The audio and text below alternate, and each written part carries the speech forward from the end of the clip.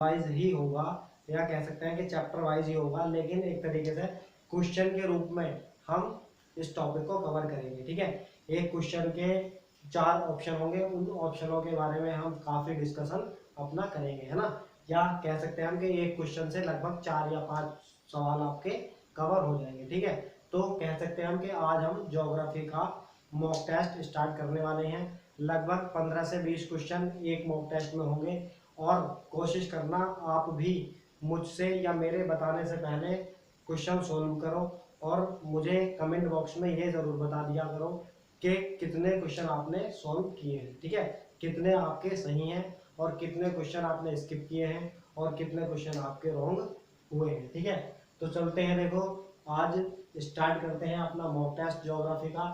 और आज जो होने वाला है वो मॉक टेस्ट 1 होने वाला है, यानी कि आज ही शुरुआत अपन करते हैं। ठीक है, तो आज स्टार्ट करते हैं मॉक टेस्ट 01, यानी कि 1 ज्योग्राफी का मॉक टेस्ट होने वाला है। ठीक है, तो वीडियो को लास्ट तक जरूर देखना, काफ़ी अच्छे सवाल हैं सारे के सारे, किसी ना किसी एग्जाम में, और जो मोस्टली हैं वो एसएससी में आए हुए सवाल है। ठीक है, तो स्टार्ट करते हैं। देखो जो पहला क्वेश्चन है कि भारत की मुख्य भूमि का अक्षांश कितने के बीच में फैला हुआ है।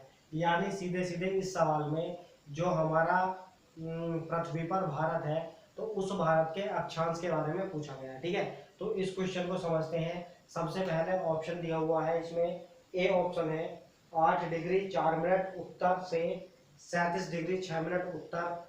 बी ऑप्शन है 8 डिग्री 4 मिनट पश्चिम से 37 डिग्री 6 मिनट पश्चिम।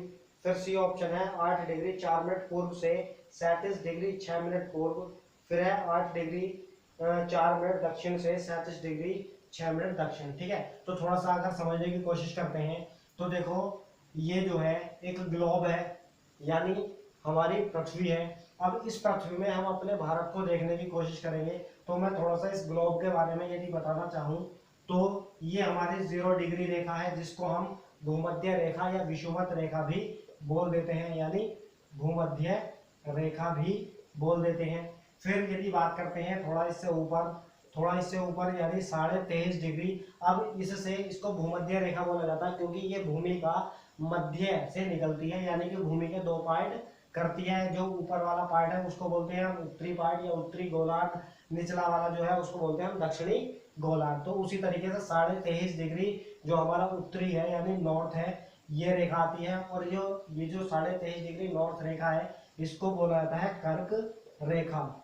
ठीक है, उसी तरीके से 23.5 डिग्री पर साउथ में 23.5 डिग्री साउथ में एक रेखा आती है, जिसको बोलते हैं मकर रेखा। ठीक है, इस तरीके से फिर इस तरीके से एक आर्कटिक रेखा आती है 66.5 डिग्री नॉर्थ पर, जिसको हम बोलते हैं आर्कटिक रेखा।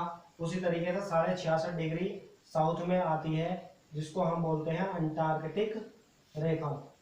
ठीक है, अंटार्कटिक रेखा, ये इस तरीके से रेखाएं हैं। और एक जब ऊपर जाकर के जिस तरीके से आप देख पा रहे हैं कि ये जो रेखाएं हैं उनके बीच की दूरी जो है वो छोटी होती जा रही है, उसी तरीके से एक स्थिति ऐसी आ जाती है कि जो रेखा है इसकी दूरी सबसे कम होकर के एक पॉइंट के रूप में हमको दिखने लगती है। उसी तरीके से यहाँ पर एक पॉइंट के रूप में दिखने लगती है, तो इसलिए इसको हम बोलते हैं उत्तरी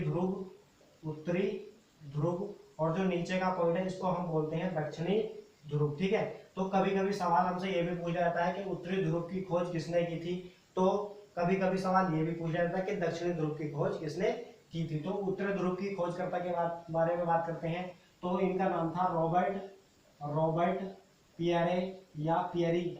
रॉबर्ट पियरी ने उत्तरी ध्रुव की खोज की थी, और एक व्यक्ति थे एमंडशन ने दक्षिणी ध्रुव की खोज की थी। ठीक है, अब बात करते हैं हम अपने सवाल के बारे में। जो हमारा सवाल है, ठीक है, तो जो हमारा सवाल है वो है कि भारत की अक्षांश स्थिति क्या है। ठीक है, तो ये जो रेखाएं मैंने दर्शाई हैं इनको बोलते हैं हम अक्षांश रेखा, जिनकी कुल संख्या जो अक्षांश है, अक्षांशों की यदि बात करते हैं कि कितने अक्षांश होते हैं, तो अक्षांश 181 होते हैं। और यदि बात करते हैं हम अक्षांश रेखाओं की कि अक्षांश रेखा कितनी होती हैं, तो जैसा कि आप देख पा रहे हैं कि 2 अक्षांश जो हैं वो एक बिंदु के रूप में हो जाते हैं, यानी कि एक बिंदु का रूप ले लेते हैं, इसलिए 2 अक्षांश कम हो जाते हैं। और अक्षांश रेखाओं की संख्या हम 179 कहते हैं। यानी कुल अक्षांश रेखाओं की संख्या बोले तो 179 है और कुल अक्षांश की बात करते हैं तो 181 है। ठीक है, अब बात करते हैं कि ये जो अक्षांश रेखाएं हैं ये क्या प्रदर्शित करती है, इनसे हमें किस चीज के बारे में पता चलता है। तो जलवायु और मौसम के बारे में हमें इन अक्षांश रेखाओं से पता चलता है। ठीक है, अब बात करते हैं, हम अपने सवाल की ओर चलते हैं कि हमारा सवाल क्या है। ठीक है, तो देखो यहाँ पर हमारा जो भारत है वो उत्तरी अक्षांश में या उत्तरी गोलार्ध में हमारा स्थित है, जिस तरीके से आपको पता है। और आपको ये भी पता है कि जो कर्क रेखा है वो भारत के बीचों बीच से होकर गुजरती है और भारत के बीचों बीच से होकर के वो गुजरती है और भारत के 8 राज्यों से होकर के वो गुजरती है। ठीक है, तो देखो यहाँ पर जो भारत है वो भारत की स्थिति ये है। ठीक, तो अब उसने पूछा कि अक्षांशीय विस्तार कितना है, तो हमारे एक रेखा ये जा रही है, ये वाली रेखा। ठीक है, और एक रेखा जो ऊपरी सिरा भारत का है वो उसको ये टच करती हुई जा रही है। ठीक है, तो इन रेखाओं के बारे में हमसे पूछा गया है। तो ये 0 डिग्री है, तो 0 से थोड़ी ऊपर है, यानी कि हम कह सकते हैं कि 8 डिग्री और 4 मिनट जो हमारा नॉर्थ है यानी कि उत्तर है।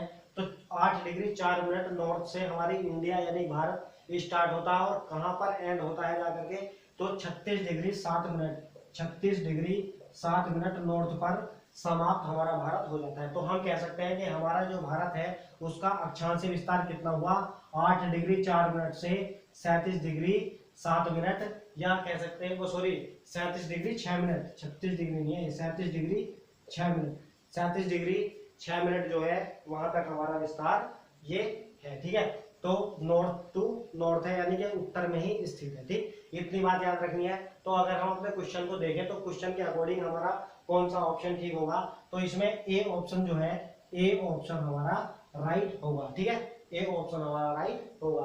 अगर मैं थोड़ी सी और बात करता हूँ, कभी कभी सवाल पूछ लिया जाता है कि कर्क रेखा को 2 बार काटने वाली नदी कौन सी है, तो कर्क रेखा ये है, तो कर्क रेखा को काटने वाली नदी जो है वो एक नदी है माही नदी, जो भारत की ही नदी है और भारत के मध्य प्रदेश से विंध्य पहाड़ियों से निकलती है और खंबाती खाड़ी में वो जाकर के गिरती है। ठीक है, तो माही नदी जो है वो कर्क रेखा को 2 बार काटती है।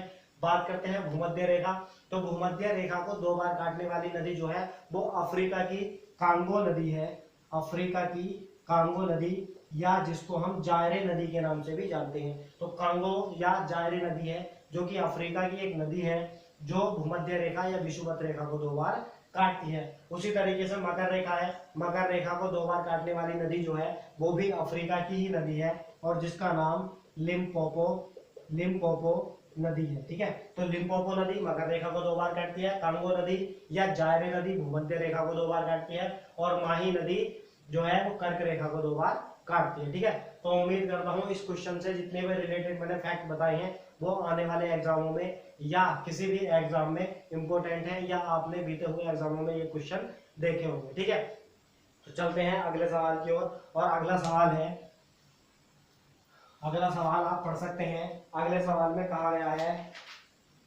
कि भारत के स्थलाकृतिक मानचित्र निम्न में से कौन सा संगठन बनाता है, निम्न में से कौन सा संगठन बनाता है। ठीक है, तो स्थलाकृतिक यानी कि जो हमारे मानचित्र वगैरह हैं वो इन निम्न में से जो आपको 4 ऑप्शन दिए हुए हैं, इन 4 ऑप्शनों में से कौन सा एक संगठन है जो वो मानचित्र तैयार करता है। ठीक है, तो पहला ऑप्शन है भारतीय भौगोलिक सर्वेक्षण, दूसरा है भारतीय सर्वेक्षण यानी कि सर्वे ऑफ इंडिया, तीसरा यानी कि ऑप्शन सी जो है वो है भारतीय भूवैज्ञानिक सर्वेक्षण और डी ऑप्शन है भारतीय पुरातात्विक सर्वेक्षण। ठीक है, तो यदि इस क्वेश्चन की बात करते हैं तो इसका सही आंसर होगा ऑप्शन बी यानी भारतीय सर्वेक्षण, या हम कह सकते हैं इसको सर्वे ऑफ इंडिया। ठीक है, या भारतीय सर्वेक्षण। ठीक है, सर्वे ऑफ इंडिया या भारतीय सर्वेक्षण। यदि हम बात करते हैं इसके गठन की, कि इसका जो गठन हुआ था वो गठन कब हुआ था, किस वर्ष में इसकी स्थापना या गठन हुआ था, तो 1767 ईस्वी में सर्वे ऑफ इंडिया का गठन किया गया था। ठीक है, तो ध्यान रखना है इसके बारे में, ये गठन काफी इंपॉर्टेंट है, स्थापना काफी इंपॉर्टेंट है। ठीक है, किसी भी डाटाबेस बनाने का काम शुरू करने के लिए सर्वे ऑफ इंडिया की ही परमिशन ली जाती है। ठीक है, यही हमारा तैयार करता है। आगे चलते हैं अगले क्वेश्चन पर, जो हमारा क्वेश्चन नंबर 3 है। और क्वेश्चन नंबर 3 है कि भारतीय मानक समय किस रेखांश पर अपनाया जाता है। जो हमारा भारत का मानक समय है वो कितने डिग्री अक्षांश पर या कितने डिग्री रेखांश, सॉरी क्योंकि रेखांश है वो, तो अक्षांश की बात नहीं करेंगे हम यहाँ पर, हम देशांतर की या रेखांश की बात करेंगे। ठीक है, तो इस क्वेश्चन को भी हम समझ लेते हैं थोड़ा सा। देखो, जिस तरीके से मैंने अभी आपको गोलार्ध बना के दिखाया था, ये भूमध्य रेखा थी, ये कर्क रेखा थी, ये मकर रेखा थी। ठीक है, और जो हमारा भारत है ये कर्क रेखा को 2 बार काटता है इस तरीके से। ठीक है, और ये जो है ये 0 डिग्री देशांतर रेखा है, जिसको हम GMT भी बोल देते हैं, यानी ग्रीनविच मीन टाइम भी बोल देते हैं। ठीक है, तो हमारे भारत की जो लोकेशन है वो यहाँ है, अपने गोलार्ध में, अपनी पृथ्वी में। ठीक, तो यहाँ पर पूछा गया है कि जो भारत का मानक समय है वो कितने डिग्री देशांतर है। तो ठीक है, तो देशांतर जो है वो इस तरीके से स्टार्ट होते हैं, इस तरीके से ये निकले हुए हैं, ये देशांतर है। जो ऊर्ध्वाधर लाइन होती है इनको हम देशांतर रेखा बोलते हैं, और ये क्षैतिज होती है इनको अक्षांश रेखाएं बोलते हैं। ठीक है, तो इन देशांतरों की बात हमें करनी है। तो जो देशांतर है, कभी कभी हमारा देशांतर या विस्तार भी पूछा जाता है, जिस तरीके से हमने ये जिक्र किया था अपने अक्षांश विस्तार का, और अक्षांश विस्तार 8 डिग्री 4 मिनट से 37 डिग्री 36 मिनट था, उसी तरीके से जो देशांतर है उनका भी विस्तार पूछ लिया जाता है। जिस तरीके से यहाँ से स्टार्ट होता है हमारा ये देशांतरीय विस्तार, और ये यहाँ पर आकर के एंड हो जाता है। ठीक है, तो ये कहाँ से कहाँ तक है देशांतरीय विस्तार। तो यदि हम इसकी बात करते हैं तो जो देशांतरीय विस्तार है वो 68 डिग्री 7 मिनट से 98 डिग्री 7 मिनट से 97 डिग्री 25 मिनट तक हमारा देशांतरीय है। और अब कहीं ना कहीं जो हमारा भारत का मानक समय है वो 82.5 डिग्री जो हमारा ईस्ट है, यानी कि पूर्व है, क्योंकि आप देख पा रहे हैं कि ये वाली एक रेखा है जिसको हम 0 डिग्री देशांतर बोलते हैं। इससे इधर वाली साइड जो है वो पूर्वी अक्षांश होता है, और इससे इधर वाली साइड जो है वो पश्चिमी अक्षांश होता है, तो ये पूर्वी अक्षांश होता है। ठीक, तो 82.5 डिग्री ईस्ट जो है वो भारत का मानक समय माना गया है। और जो भारत का मानक समय माना गया है ये लगभग यहाँ से होकर के ही निकलता है, और ये जो पड़ता है ये यूपी के इलाहाबाद, जिसका वर्तमान नाम है प्रयागराज, तो इलाहाबाद या प्रयागराज के नैनी से 82.5 डिग्री ईस्ट देशांतर निकलता है। ठीक है, इतनी बात आपको इस पॉइंट से याद रखनी है। ठीक है, तो उम्मीद करता हूं कि आपको समझ में आ चुका होगा क्वेश्चन।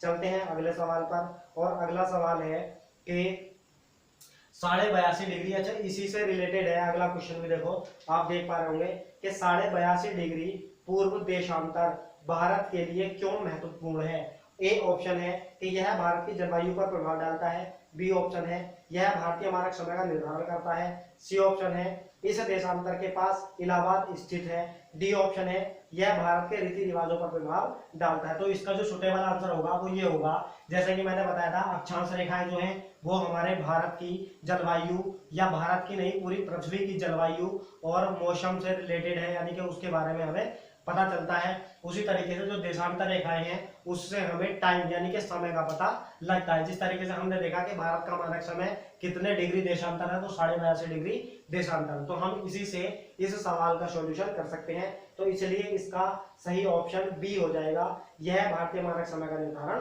करता है। ठीक है, कभी कभी सवाल पूछ लिया जाता है कि ये जो 82.5 डिग्री ईस्ट है इसको क्या बोला जाता है, तो इसको IST यानी कि इंडिया स्टैंडर्ड टाइम बोला जाता है। और सवाल ये भी पूछा जाता है कि जो IST है यानी कि भारत का मानक समय है वो ग्रीनविच से कितना आगे है, ग्रीनविच से कितना आगे, तो वो आपको पता होगा। जैसे कि आप मोबाइल में भी देखते हैं, मोबाइल में लिखा हुआ होता है कि GMT यानी कि Greenwich mean time plus 5.5 hour बराबर IST है ना, इस तरीके से आपको देखने को मिलेगा। यानी कि जो IST है वो ग्रीनविच मीन टाइम से 5.5 घंटे आगे चलता है। ठीक है, अगर बात करता हूँ मैं किस तरीके से चलता है, ये 5.5 क्यों आता है, तो देखो अगर 5.5 की बात आपको जाननी है कि ये कैसे आता है, तो आपको देखना होगा कि ये जो 0 डिग्री देशांतर है, तो 0 डिग्री देशांतर से जो भारत का मानक समय है वो ये है, इतने है। ठीक है, तो ये 0 पर है, और जो भारत का मानक समय है वो 82.5 डिग्री ईस्ट है। तो हम कह सकते हैं कि जो 0 डिग्री देशांतर है उसके और जो भारत का महाराष्ट्र है उसके बीच में, यानी कि उनका जो डिफरेंस है वो 82.5 डिग्री ईस्ट, यानी कि 82.5 डिग्री जो है इसका डिफरेंस है। तो हमको क्या करना है, अब आपको ये पता है कि जो पृथ्वी है वो सूर्य का एक चक्कर जो लगाती है वो 24 घंटे में लगाती है, और सूर्य का एक चक्कर लगाने का मतलब ये हो गया कि वो कहीं ना कहीं, यानी कि जब अगर बात करते हैं अपने घूर्णन की तो वो 360 डिग्री घूमती है। तो आप यहीं से निकाल सकते हो कि जो 360 डिग्री है वो कितने समय में घूमती है, तो आप कहोगे कि 24 घंटे में, 24 घंटे में। इसी तरीके से भी बात करते हैं हम कि, या ऐसा कह सकते हैं कि 24 घंटे में कितनी घूमती है, 360, ठीक है। कहीं भी कुछ भी किसी तरीके से भी आप लिख सकते हो। तो एक घंटे में कितने डिग्री घूमेगी, 360/24, यानी 12 दूनी 24 और 12 से 36 और 2 से 15, यानी आप कह सकते हो कि एक घंटे में जो पृथ्वी है वो कितने डिग्री घूम रही है, 15 डिग्री एक घंटे में घूमती है। अब इस 82.5 के आप फैक्टर कर सकते हो या इस तरीके से भी निकाल सकते हो। तो सुटेबल ऐसा रहेगा कि आप 75 प्लस 7.5 डिग्री में, यानी कि 75 डिग्री प्लस 7.5 डिग्री, अभी भी ये 82.5 डिग्री है, इस तरीके से आप काट सकते हो। तो एक घंटा, यानी एक घंटा जो है वो 15 डिग्री के बराबर है, या कह सकते हैं 15 डिग्री एक घंटे के बराबर है। तो 15 पंजे 75, यानी 75 डिग्री जो होगा वो 5 घंटे के बराबर होगा, 5 घंटे के बराबर होगा, प्लस 7.5 डिग्री जो होगा, यानी एक घंटा जो है वो 15 डिग्री के है, यानी कि 15 डिग्री एक घंटे के बराबर है। जब 15 का आधा करोगे 7.5, तो एक घंटे का भी आधा करना पड़ेगा। तो एक घंटे का आधा कितना, 30 मिनट, आधा घंटा 30 मिनट, तो हम कह सकते हैं यहाँ पर 30 मिनट। तो यहीं से आपका आ चुका है कि 5 घंटे 30 मिनट, ठीक है। इसलिए कहते हैं हम कि जो जीएमटी है वो जीएमटी 5.5 घंटे पीछे है हमारे आईएसटी से, ठीक है। तो उम्मीद करता हूँ ये बात आपको समझ में आ गई होगी। चलते हैं अगले क्वेश्चन पर। और अगला क्वेश्चन में कहा गया है, अगले क्वेश्चन में ये कहा गया है कि निम्नलिखित में से वह शहर या कस्बा कौन सा है जो सबसे अधिक उत्तरी अक्षांश पर स्थित है, ठीक है। तो दिए गए जो ऑप्शन है, जो शहरों के नाम दिए गए हैं, इन शहरों में से ये बताना है कि इनमें से कौन सा शहर सबसे उत्तरी अक्षांश में स्थित है, या कह सकते हैं हम कि अपने भारत में सबसे उत्तर में स्थित है, ठीक है। ये आपको बताना है। तो देखो सबसे ए ऑप्शन जो दिया है वो पटना दिया हुआ है, फिर इलाहाबाद दिया हुआ है, फिर पंचमढ़ी दिया हुआ है, और फिर अहमदाबाद दिया हुआ है, ठीक है। इस तरीके से हमें दिए गए हैं। अब देखो बात करते हैं हम अहमदाबाद। तो देखो पटना जो है, लोगो तिरुवनंतपुरम जो है, यानी कि अहमदाबाद जो है वो लगभग 8 डिग्री के आसपास पड़ता है, यानी सबसे नीचे जो पड़ेगा वो अहमदाबाद पड़ेगा। उसके बाद बात करते हैं थोड़ा सा ऊपर चलने की। तो ऊपर चलने के बाद जो होगा वो लगभग पंचमढ़ी चलेगा, पंचमढ़ी। और पंचमढ़ी जो पड़ता है वो लगभग 22 या 23 डिग्री अक्षांश के आसपास में पड़ता है। पंचमढ़ी जो है वो हमारा मध्य प्रदेश में है, ठीक है। पंचमढ़ी मध्य प्रदेश में, जो कि हिल स्टेशन भी है। उसके बाद बात करते हैं, उसके बाद जो है वो पड़ता है हमारा इलाहाबाद। तो इलाहाबाद जो है वो आपने पता है, अभी देशांतर की बात करते हैं तो 82.5 डिग्री है, लेकिन जो अक्षांश की बात करते हैं तो वो लगभग 25 डिग्री और कुछ मिनट के आसपास पड़ता है। 25 डिग्री 3 मिनट, 25 डिग्री 3 मिनट के आसपास में पड़ता है। उसके बाद जो है इलाहाबाद इधर है, तो पटना थोड़ा सा इस साइड पड़ जाता है, और पटना जो है वो पड़ता है लगभग 25 डिग्री और 37 मिनट। तो इसलिए आपको सबसे बेस्ट चीज ये होगी कि इस तरीके के क्वेश्चन सोल्व करने के लिए आपके पास एक भारत का मानचित्र होना जरूरी है, भारत का मैप होना जरूरी है। और आप उसमें अगर फेमस यानी कि किसी भी तरीके से यदि कोई सिटी फेमस है, ठीक है, या उस टाइम यानी कि आपके पेपर के 2-4 महीनों से पहले किसी सिटी के बारे में कोई न्यूज यानी किसी के बारे में ज्यादा चर्चा चल रही हो, तो उस सिटी को जरूर देख लिया करो, क्योंकि अधिकतर जो ज्योग्राफी के क्वेश्चन बनते हैं वो करंट अफेयर्स पर आधारित ही बनते हैं, ठीक है। तो इस तरीके से जो हमारा ऑप्शन होगा, हमारा आंसर होगा, तो वो ऑप्शन नंबर ए होगा, पटना, ठीक है। पटना जो है वो भारत के सबसे उत्तर में स्थित है, ठीक, इन ऑप्शनों में से, ठीक। तो चलते हैं अगले क्वेश्चन पर। अगला क्वेश्चन है कि भारत के दक्षिण छोर का नाम क्या है, भारत के दक्षिण छोर का नाम क्या है। अब देखो यहाँ पर पूछा गया है कि भारत का दक्षिणी छोर बताइए। तो देखो यदि बात करते हैं भारत के दक्षिणी छोर की, तो जो भारत का दक्षिण छोर है उसको पूछने के 2 तरीके एग्जामिनर के पास होते हैं, ठीक है। एक तरीके से पूछा जाता है कि भारत का दक्षिणी छोर कौन सा है, और एक पूछा जाता है कि भारत की मुख्य पृष्ठभूमि का दक्षिणतम छोर कौन सा है। ठीक है, तो इस तरीके से दोनों क्वेश्चन बनते हैं। और यदि मैं हम इस क्वेश्चन की बात करते हैं तो इसमें ऑप्शन के अकॉर्डिंग देखते हैं, इसमें ऑप्शन दिए हुए हैं कि कन्याकुमारी अंतरिक्ष, बी ऑप्शन है कैलिबियर पॉइंट, तीसरा है निकोबार द्वीप स्थित में इंदिरा पॉइंट, और डी है त्रिवेंद्रम में स्थित कोवलम। ठीक, तो इसके अकॉर्डिंग यदि हम चलते हैं तो मैं दोनों क्वेश्चन आपको समझाने की कोशिश करता हूं। तो देखो, एक जो है, यदि क्वेश्चन ये आ जाए कि मुख्य पृष्ठभूमि का दक्षिणतम पॉइंट, ठीक है, दक्षिणतम पॉइंट मुख्य पृष्ठभूमि का। ठीक है, तो आपको पता होगा कि मुख्य पृष्ठभूमि का जो है वो यहाँ पर हमारे तमिलनाडु में स्थित है, और जिसका नाम है कन्याकुमारी। ठीक है, कन्याकुमारी। तो कन्याकुमारी जो है वो मुख्य पृष्ठभूमि का दक्षिणतम द्वीप, वो सॉरी दक्षिणतम पॉइंट या बिंदु हो जाएगा कन्याकुमारी। और यदि बात करते हैं कि भारत का दक्षिणतम बिंदु, डायरेक्ट यदि बिंदु की बात करते हैं तो आपको पता है यहाँ पर अंडमान और निकोबार स्थित है। तो अंडमान निकोबार में यहाँ पर एक स्थित है बिंदु जिसका नाम है इंदिरा पॉइंट, जिसको हम पिगमेलियन पॉइंट के नाम से भी जानते हैं। ठीक है, तो इंदिरा पॉइंट या पिगमेलियन पॉइंट जो है वो भारत का सबसे दक्षिणी बिंदु स्थित है, दक्षिणी बिंदु। ठीक है, तो इतनी बात आपको याद रखनी है, ये जो इंदिरा पॉइंट है वो भारत का दक्षिणी बिंदु है, और मुख्य पृष्ठभूमि का दक्षिण बिंदु जो है वो हमारा कन्याकुमारी है। ठीक है, जो तमिलनाडु राज्य में स्थित है। ठीक है, तो इतनी बात आपको याद रखनी है इससे। और चलते हैं आगे। कभी कभी सवाल ये भी पूछा जाता है कि अंडमान और निकोबार, ठीक है, ये अंडमान है, उत्तरी अंडमान, मध्य अंडमान, लघु अंडमान, लिटिल अंडमान, इस तरीके से। और ये फिर नीचे के जो है वो निकोबार है। तो सवाल पूछा जाता है कि अंडमान और निकोबार के बीच में कितने डिग्री चैनल है, तो आपको याद रखना है 10 डिग्री चैनल जो है वो इनके बीच में स्थित है। ठीक है, चलते हैं अगले सवाल की ओर। अगले सवाल में कहा गया है कि क्षेत्रफल की दृष्टि से भारत संसार का कौन से भी नंबर का देश है।